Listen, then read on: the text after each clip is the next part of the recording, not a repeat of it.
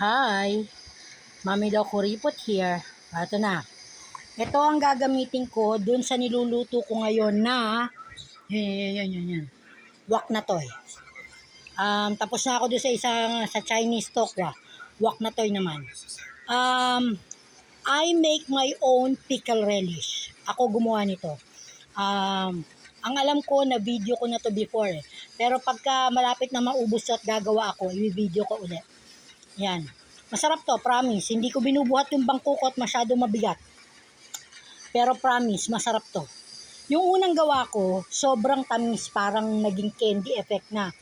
Yung pangalawang gawa ko, since tansyameter naman talaga ako magluto, pero nakuha ko na yung talagang lasa ng pickle relish. Yan. So, I make this. Yan. O, sige na, bye guys! Kiss yun!